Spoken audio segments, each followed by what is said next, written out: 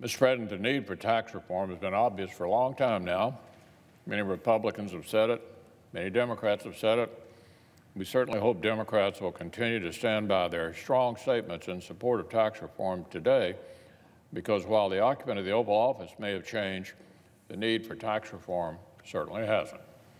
Indeed, after many long years of an Obama economy that so often failed the middle class, its effects continue to be felt across the country for many. For single parents who still struggle to make ends meet, for moms and dads who still struggle to find a way to send their kids to college, make a car payment, or save for retirement, for small business owners who still find themselves frustrated when they try to hire more employees, reinvest in their business, or pursue their dreams. There are many obstacles to tackle. An out-of-control regulatory state, for one. We've taken significant action to tame that already, and will continue to do so. Another huge factor is our seriously outdated tax code. Filled with complicated schedules, worksheets, deductions, and loopholes, the code is easy for the wealthy and well-connected to game, and almost impossible for almost anyone else to understand. If you're wealthy, you hire accountants and lawyers to navigate a complicated process. but the young small business owner starting out can't afford the team to do her taxes and bring on a new employee or raise wages. Moreover, the tax code actively punishes both small businesses and the middle class with rates that are too high, provisions that are clearly outdated, and incentives that are just plain ridiculous, like the fact that it actually encourages the shipping of American jobs and businesses overseas. Our tax code actually encourages that. That's why this Congress, in conjunction with the White House, is working hard to pass tax reform. Today, the Senate Finance Committee will continue to examine its tax reform proposal. Under Chairman Hatch's leadership, members are continuing to discuss the best path forward to deliver relief to the men and women we represent. This week's hearings are just the latest in a years-long process to write a tax code that supports the middle class. In fact, since Chairman Hatch has been the top Republican on the Finance Committee, it has hosted 70 hearings in the last 6 years, 70.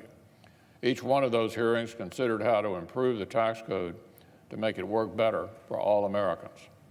The committee has made numerous serious efforts to engage across the aisle to get this done. Members on both sides agree that a pro-growth tax plan will move our economy forward, help create more jobs, and help families keep more of their hard-earned paychecks, or at least our Democrat friends used to, seemingly until President Trump came along. The plan before the committee fulfills important goals that all of us should share. It aims to make taxes for families lower, simpler, and fairer. And according to the Nonpartisan Joint Committee on Taxation and recent news reports, the middle class are the biggest winners in the Senate tax plan. It also aims to make it easier for small businesses to grow, invest, and hire. For Kentucky's small businesses and for those across the country, this proposal will help do just that by creating incentives to bring investment and jobs home and keep them here. The plan before the Finance Committee fulfills our main goal for tax reform, which is taking more money out of Washington's pockets and putting more money into the pockets of the middle class. And last evening, the committee released a modified chairman's mark that, among other important elements, will effectively repeal Obamacare's individual mandate tax so that we can provide even more tax relief to low and middle income families. In short, the goal is to repeal an unpopular tax from an unworkable law in order to provide more tax relief to middle class families.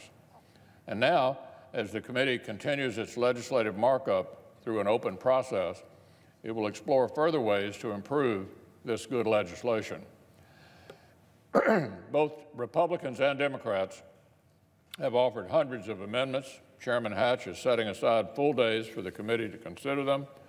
Once the Finance Committee completes its work, and reports its proposal to the Senate floor, all members will have the chance to offer their amendments under the regular order. Another Senate committee is having an important markup today as well. The Senate Energy and Natural Resources Committee is beginning its consideration of an important proposal to support good jobs, our energy future, and our national security.